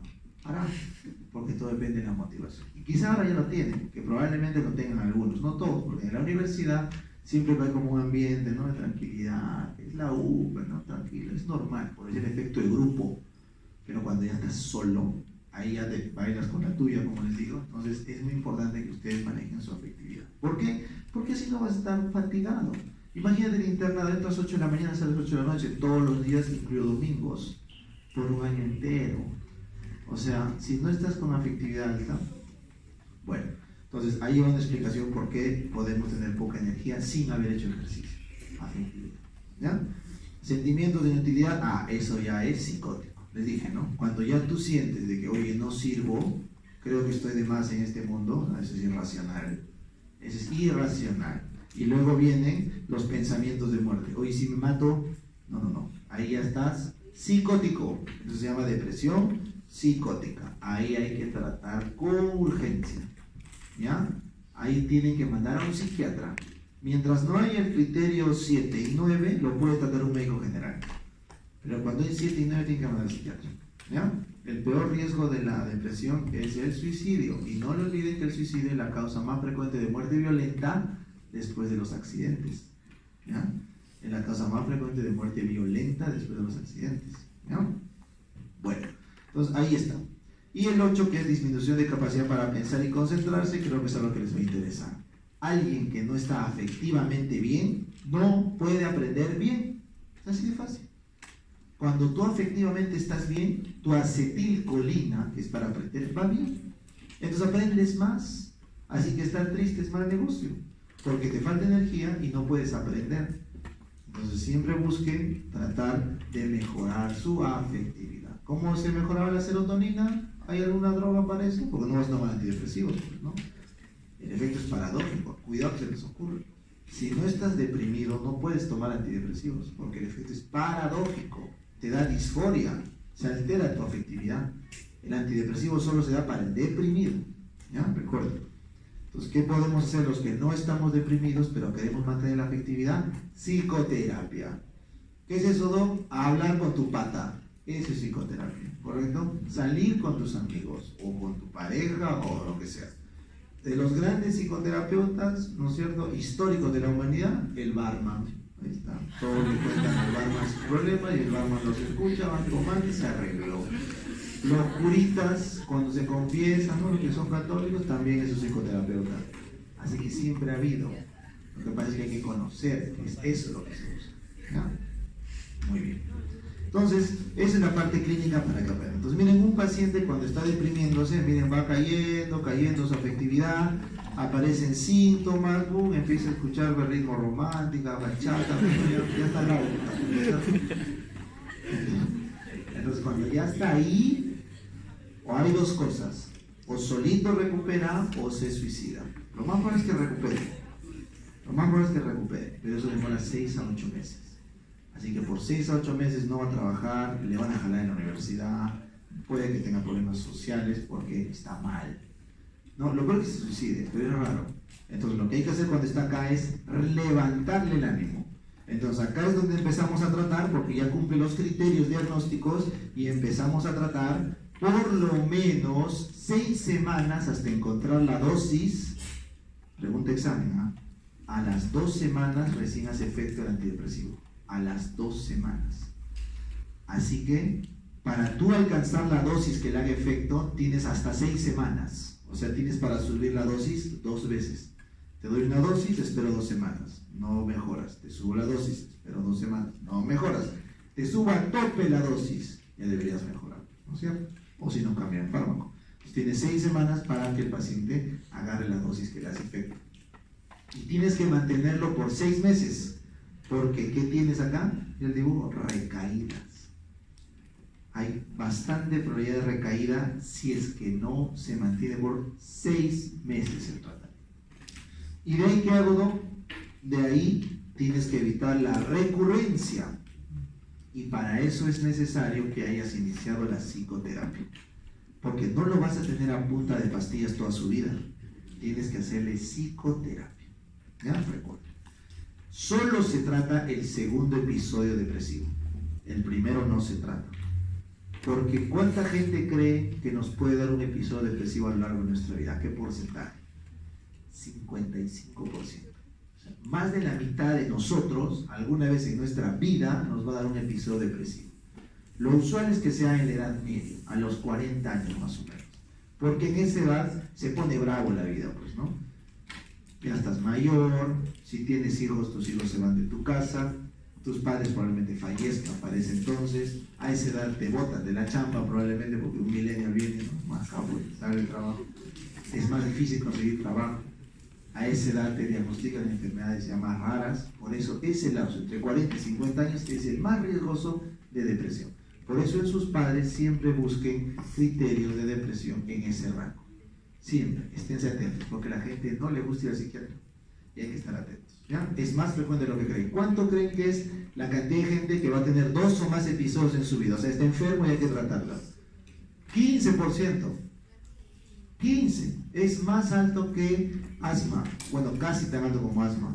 Casi tan alto como presión alta, o presión arterial, hipertensión arterial. Más que diabetes. O sea, es súper frecuente. Que no lo diagnostiquemos otra cosa, ¿ya? No lo olviden. Así que por estadística, en vuestra promoción tendría que haber unos 30 y tantos pacientes que tienen trastorno o riesgo de trastorno depresivo. Son 300, no sé cuántos son, por estadística. Y es probable. Lo que pasa es que no se diagnostica por estadística. Entonces, una vez que cumple estos criterios y está acá, hay que tratar. Ya les dije 6 semanas, mantenimiento por 6 meses. Y estos dibujitos que les pongo acá es para que vean cómo las personas con bastante depresión tienen mucha pérdida de tiempo trabajando. Entonces, a medida que están más deprimidos, el color es más oscuro, tienen más alteración laboral. Y ese es uno de los principales factores, junto con el suicidio, para tratar a esos pacientes. ¿Ya? Acá te puedes dar cuenta, ¿no? ¿Cuál es el gatito que está tomando antidepresivo? ¿No? ¿Cuál es el que está tomando antidepresivo acá? O sea, hubo una época en la que había publicidad para tomar antidepresivos. ¿Ya? Ahí les pongo esta fotito. Claramente te puedes ubicar, estamos en los años 60, ¿no? Más o menos. Ese grafiquito es de los 60. Donde se promovía el uso de antidepresivos, así como ahora de AINES, para que la gente esté activada. Cuando se dieron cuenta que era una estafa, entonces se retiraron las publicidades y todo, y se pasó a tratar solo lo que se llama depresión mayor. Por eso si alguna vez te preguntas por qué se llama mayor, porque es la que se debe tratar. O sea, la depresión menor, entre comillas, porque no existe eso como diagnóstico médico psiquiátrico, es aquella que no debe ser tratada.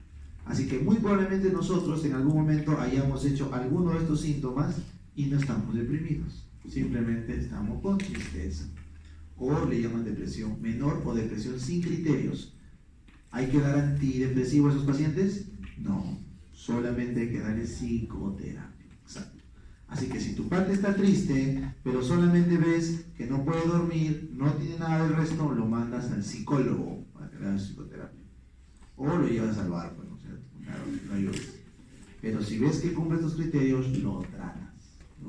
¿Con qué, doctor? Acá está, con estos fármacos. Estas son las preguntas de examen. Acá vas a ver. ISRS significa inhibidor selectivo de la recaptación de la serotonina. Es lógico, ¿no? Inhibidor selectivo de la recaptación de serotonina. A ver, ¿dónde actúa? Acá han puesto. La serotonina se libera. Esta serotonina se va a recaptar por un transportador. Le pongo la droga, ahí está la droga. Inhibidor selectivo de recaptación de serotonina. Acá. SSRI. Evito que se recapte. Entonces tengo más serotonina para que tenga más efecto. Se acabó. Fácil, fácil, fácil. En cambio, estos son todos, citalopram, todos los de acá. Todos se usan. El más usado es la sertralina. Es el que más efectos adversos tiene. ¿Ya? El más usado es la sertralina. El más sedante es la paroxetina. ¿Ya? Paroxetina es sedante, aparte de antidepresivo. La fluoxetina excita, te desinhibe. Y el citalopram y el escitalopram son los más potentes, los más serotoninérgicos, potentes. Así que si yo te digo, tengo un paciente deprimido grave, quiero sacarlo rápido, quiero darle el mejor fármaco, ¿qué le vas a dar? Citalopram o escitalopram, que se usa para depresiones severas, viejitos, casos que quieres sacarlo rápido. Tengo un paciente que es deprimido, pero a la vez es ansioso. Deprimido y ansioso, ¿qué le vas a dar? Deprimido y ansioso. Paroxetina, pues, si dijimos que la paroxetina era inhibidor, ¿no es cierto? Paroxetina. Tengo un depresivo que es aislado. ¿Qué le voy a dar a un depresivo que se aísla? Fluoxetina, que te desinhibe. ¿Ya? Muy bien. Y finalmente, el más usado, la sertralina. No, que tiene más efectos adversos. Ahorita vamos a conversar. Pero yo te pregunto, ¿qué neurotransmisor está evitando que se recapte? Serotonina. ¿Cuál es el otro neurotransmisor importante en la depresión? La dopamina, ¿no es cierto? Pero ese no se trata. Ese debe recuperarse solo con la psicoterapia. No es crítico tratarlo. Pero hay otro neurotransmisor que es la noradrenalina, que también baja en la depresión. Por eso el paciente no tiene energía, está fatigado, pues no tiene noradrenalina. Entonces, como ese es el primero en alterarse, ¿ya? Los primeros signos de la depresión son la falta de noradrenalina. Entonces, cuando tú bloqueas solo la serotonina, el paciente está feliz. Tú vas a ver un paciente que está en tratamiento antidepresivo con sertralina, está feliz. Pero tú le preguntas y no te sigue. Así, paciente tuyo. ¿Por qué? Porque solo le has recuperado la serotonina. La noradrenalina todavía falta. Entonces, los gringos, en su batería de tratamiento, tienen de primera línea, acá no usamos mucho, en Estados Unidos sí, esto, los inhibidores selectivos de recaptación de serotonina, noradrenalina, IS o IRSN. Ahí está. Inhibidor de recaptación de noradrenalina y serotonina. Noradrenalina y serotonina. Los dos. Bloqueo acá y bloqueo la recaptación del de acá. Entonces tengo los dos neurotransmisores disponibles. Por eso rápidamente el paciente recupera la atención, la energía y la afectividad. El único problema es que como trabajo con la noradrenalina puedo tener efectos adversos cardiovasculares. ¿Ya? Muy bien.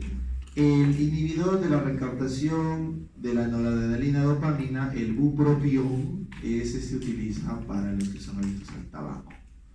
Ya, es un fármaco especial. La mirtazapina ya no se usa.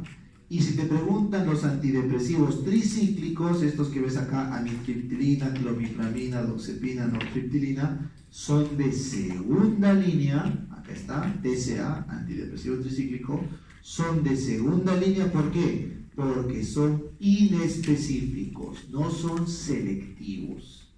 Así que a veces te pueden bloquear el receptor de noradrenalina, otras veces el de serotonina, o los dos, o miren acá arriba, te puede bloquear los alfa, los H de histamina, los M de muscarina, o sea, son inespecíficos. Por ende tienen muchos efectos adversos. ¿Está claro? Así que ¿cuál de todos estos fármacos vas a elegir para un paciente con depresión? O los selectivos de serotonina, o los de serotonina noradrenalina, siempre que no sea cardiópata. ¿Muy bien? ¿Qué te dice las guías? Mejor elige serotonina pura para aliviarte el problema de descartar cardiopatía. Así que si hubieran que elegir entre los dos, los de arriba son de Dixon. Los inhibidores de la monamina oxidasa no se utilizan, pero igual lo pongo porque están en la clasificación. ¿Ya? ¿Cuáles son los efectos en general de todo antidepresivo? Miren acá, baja el umbral de convulsión, dan síndrome de discontinuación, tú no puedes quitarle el fármaco de golpe, le va mal al paciente, tienes que quitarlo de a pocos, da síndrome serotoninérgico, pregunta de examen, ¿qué es, doctor, el síndrome serotoninérgico? Es que por tanta serotonina te da flashing facial, te pone rojo, flash o enrojecimiento facial, te da broncoespasmo y te da diarrea. Ese es el síndrome serotoninérgico. Diarrea, broncoespasmo y enrojecimiento rubor facial. ¿Está claro? Ya está. Por mucha serotonina. Muy bien. Entonces, en la siguiente diapositiva, lo único que les he puesto para que lo tengan es cómo se han ido desarrollando los antidepresivos. Miren, en los 50 se empezaron a crearse los antidepresivos tricíclicos. Correcto, ahí está toda la mancha predominante de los tricíclicos. Luego de ahí se crearon los inhibidores selectivos de recaptación de serotonina, ahí está. Y finalmente, paralelos, se fueron desarrollando los bloqueadores de receptor y los inhibidores de enzima que dijimos que no se usan, la mirtazapina ni los inhibidores de la monamina oxidasa no se usan y nos quedamos con ellos. Así que si te preguntan cuáles fueron los primeros en crearse, los tricíclicos. Como son muy tóxicos, se tuvo que inventar los inhibidores selectivos de recaptación de serotonina. ¿Ya está? Entonces acá te he dejado todo lo que hemos conversado, está acá. ¿Ya? Inhibidor selectivo de recaptación de serotonina. ¿Cuál es el más serotoninérgico? Citalopram. El más desinhibidor, fluoxetina. Más sedante, fluvoxamina. ¿Y quién más? Paroxetina. Sedatina. Ahí están sus RAMs: trastorno del sueño, disfunción sexual, ansiedad, bajo de peso, trastornos gastrointestinales, poco efecto antimuscarínico y acaticia te puede dar la paroxetina. No hay contraindicación absoluta, así que los puedes dar. Pero si te pregunto cuál es el más tóxico o que tiene más efectos adversos, la sertralina. ¿Y cuál es el efecto adverso más complicado de manejar o el que más hace que el paciente deje de tomar el fármaco? La disfunción sexual. Marca. La sertralina, el principal efecto adverso que trae y obliga a descontinuarlo es la disfunción sexual. El paciente dice: ¿sabe qué, doctor? Prefiero estar triste. El fármaco no me ayuda en verdad. ¿Ya? Entonces, eso hace que se requiera o se utilice citalopram o escitalopram, que son menos tóxicos. Habíamos quedado que los inhibidores de la recaptación de serotonina noradrenalina tenían ¿qué contraindicación? La cardiopatía. Ahí está claro, con tu dibujito te lo pongo para que no te olvides porque es texto. Y los antidepresivos tricíclicos se usaban en segunda línea solo para casos graves o refractarios porque tenían muchos efectos adversos. ¿Por qué? Porque no se unían selectivamente. Ahí está. Te bloquean el H1, pues sube de peso, se altera el sueño. Te bloquean el M1, efecto anticolinérgico. Te bloquean el alfa-1, esto que es A1 significa el receptor alfa-1. Y te altera el electrocardiograma. Ahí está un dibujo clarito, chicos. O sea, el principal efecto adverso de la amitriptilina, por la cual no se debe dar en un paciente con alto riesgo de suicidio, es la arritmia fatal. Te da una arritmia del tipo Torsades-de-Point, ¿correcto? Y el paciente se muere. Entonces tú no le puedes dar amitriptilina a un paciente con riesgo suicida, porque se va a matar con su propio antidepresivo. ¿De qué? De una arritmia letal. ¿Ya? Fue pregunta de examen inclusive el recientado, así que les voy a preguntar. El efecto adverso más grave de la amitriptilina es la arritmia ventricular fatal. ¿Ya? Por eso no se da en pacientes cardiópatas o que tienen riesgo de suicidio. ¿Ya está? Y finalmente, si te preguntan por qué no se dan los inhibidores de la monoamina oxidasa, son de segunda línea, porque tiene múltiples efectos adversos, sobre todo el efecto de la tiramina. Esa pregunta tengo que poner en la diapo porque está en los libros. Cuando un paciente come queso curado, ahí lo ves, arenques, hígado, embutidos, entonces esa tiramina pasa a la sangre y desencadena, como ves en el dibujo, una tormenta de noradrenalina. Y como tú le has dado fármacos que inhiben la monoamina oxidasa, ¿qué es la monoamina oxidasa? Es una enzima que degrada a esta noradrenalina. Entonces, si la monoamina oxidasa está alterada, ¿ya? Entonces esta noradrenalina no se va a poder metabolizar y te da una crisis noradrenérgica. Así que un paciente que toma IMAOs comiendo quesos curados, esos quesos verdes, azules, ¿no?, contracurados, puede tener un efecto de taquicardia, hipertensión, que le va muy mal. ¿Ya? Ese efecto tiramina. Por eso no se usa, pero igual lo comento para que lo tengan en cuenta. ¿Ya está? Muy bien. Y para terminar esta primera parte de la clase, vamos a hablar de los eutimizantes. ¿Ya? Los eutimizantes son para tratar a los pacientes bipolares. ¿Ya? Así que te voy a explicar rapidito qué pasa en los bipolares. ¿Cuál es el neurotransmisor de la atención? Noradrenalina. ¿Cuál es el neurotransmisor de la motivación? O perdón, de la iniciativa. Dopamina. Entonces, en los maníacos, estos dos están recontra elevados. Pero la serotonina está baja. ¿Está claro? Miren la combinación. Noradrenalina, dopamina elevados y la serotonina está baja. Entonces, ¿cómo es un paciente maníaco? Un paciente maníaco, como tiene la noradrenalina elevada, te pregunto, ¿va a dormir o no va a dormir? No duerme. Puede estar sin dormir días enteros. ¿Ya? Como la dopamina está elevada, ¿qué pasa? Tiene iniciativa. Pero, acá está el dato, en algo. se enfoque en algo, o sea, se vuelve un maníaco, pero de algo específico. Pues te dicen, oye, tú eres un maníaco de, no sé, de los juegos, porque solo juegas todo el día. Esa frase de eres un maníaco de, viene de eso, porque estos enfermos de la mente lo que tienen es una fijación por un solo objetivo. Ese es un maníaco. Entonces no duermen, se fijan en un objetivo y su autoestima, justo por la dopamina, está súper elevada. Tienen pensamientos y sensaciones de grandeza irracional. Se creen invencibles, se creen dioses, empiezan a regalar sus cosas, ¿no?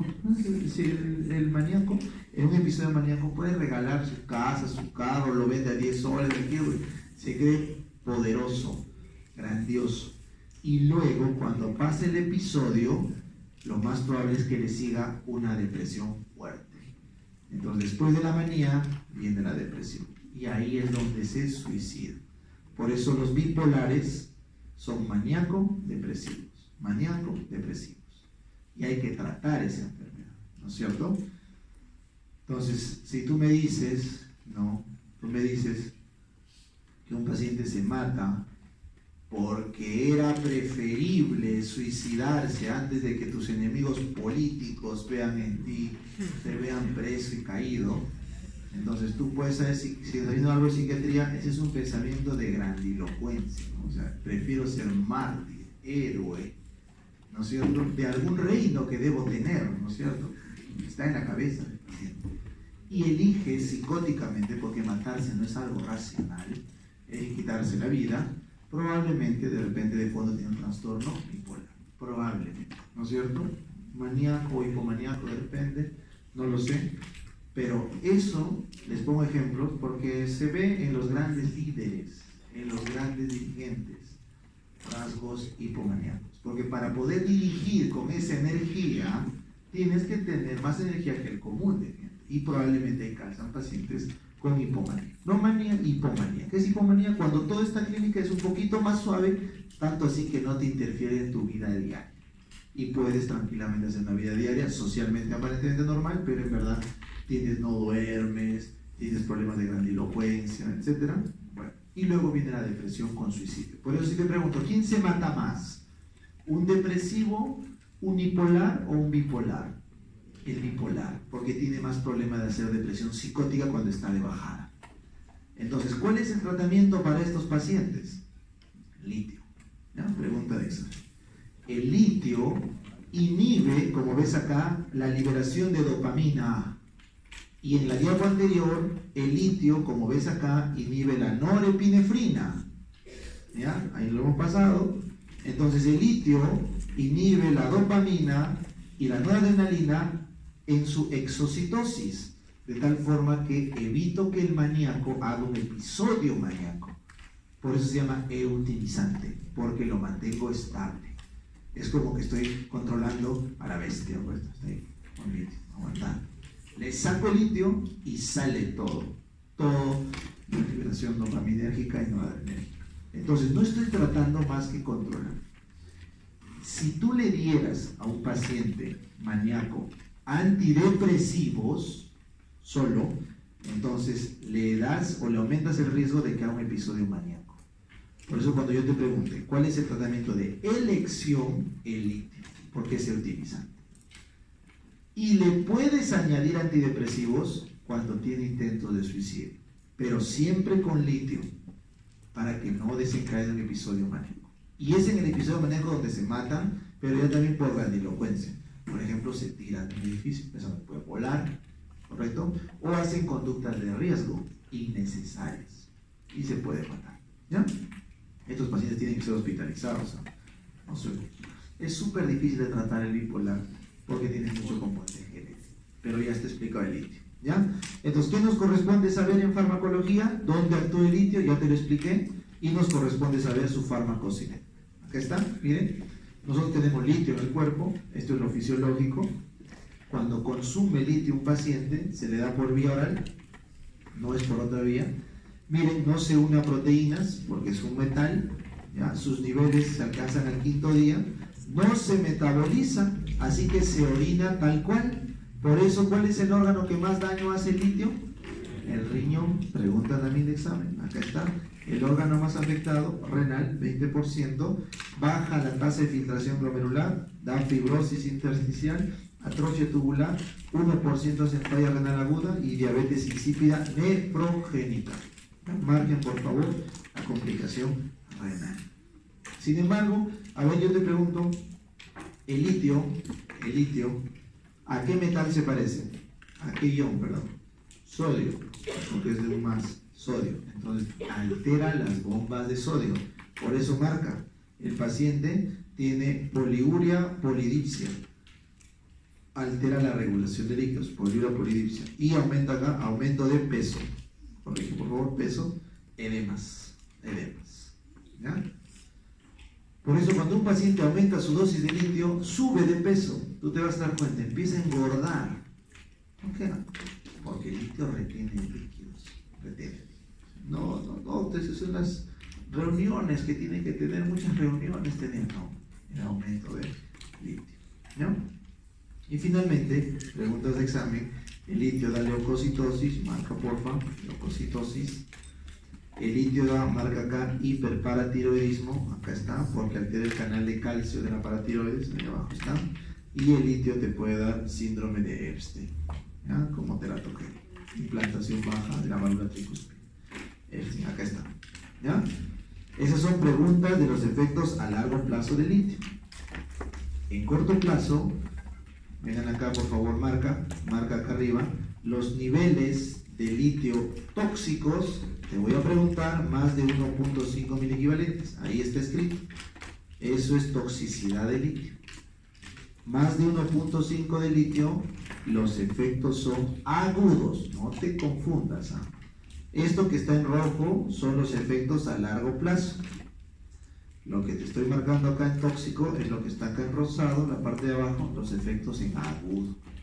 Cuando te intoxicas en agudo el litio, miren, de 1.5 a 2, te da vómitos, diarrea, dolor, BDD, vómitos, diarrea, dolor. Y acá abajo, por favor, marca ataxia. ¿No? Cuando ya estás de 2 a más miliequivalentes, marca por favor acá CB, que es convulsión, ahí está. Y cuando estás en grave, más de 2.5, marca acá ira y muerte por falla renal. Ira y falla renal neta. Así que es fijo, te estoy diciendo, en el examen te voy a preguntar cuáles son los efectos a largo plazo de tomar litio. ¿Por qué, doctor, me va a preguntar eso? Porque un paciente maníaco nunca se cura. Toda su vida tiene que tomar litio. Un depresivo se podía curar con psicoterapia, ¿recuerda? Un maníaco muy probablemente no. Entonces tienes que darle litio toda su vida, así que tienes que saber qué le va a hacer el litio toda su vida. Y como se quiere matar, ¿qué crees que es lo primero que va a agarrar para matarse cuando le venga su depresión? Su litio. Entonces tienes que saber los efectos de la intoxicación del litio. ¿Ya? Estas preguntas, si está ocupando tanto espacio en la diapo, por algo será, pues, ¿no es cierto? Porque en otros te pongo los efectos adversos chiquitos, ¿no? Acá sí es importante los efectos adversos. ¿Ya? Bueno, y aparte del efecto que es bloquear la dopamina y la adrenalina, acá puedes ver que se ha visto que hay efectos genéticos que hace el litio. Y doctor, ¿cómo ocurren estos efectos genéticos? Aparentemente porque actúa inhibiendo el inositol trifosfato que ves acá, que es un segundo mensajero. ¿Ya? Entonces el inositol trifosfato es parte del sistema de segundo mensajero del calcio, se inhibe con el litio y eso le da otros efectos. Por eso cuando te pregunten ¿en quiénes debo dar litio? En pacientes que no tengan ningún problema de estos de acá a la derecha, por eso acá les he puesto, los controles de los pacientes tienen que ser con electrocardiograma, tensión arterial, peso, función renal, función tiroidea y hemograma. ¿Por qué, doctor? A ver, ¿por qué tengo que hacer un electrocardiograma? Porque el litio da arritmias. ¿Por qué debo medir la presión arterial? Porque el litio da alteraciones cardiovasculares. ¿Por qué debo medir el peso? Porque el litio sube de peso. ¿Por qué la función renal? Porque da nefritis intersticial. ¿Por qué la función tiroidea? Porque de hipotiroidismo. ¿Por qué el hemograma? Porque la leucocitosis. Así que, solo si todo esto está ok, le das litio. Doctor, y si no está bien esto, ¿a qué tengo que cambiar? A ácido valproico, BPA. El ácido valproico es la segunda droga para tratar a un maníaco. Muy bien, chicos, entonces con eso hemos terminado los optimizantes. Ya, vamos a 10 minutos por favor para que vayan a los servicios y continuamos con el 5. Ya, 10 minutos.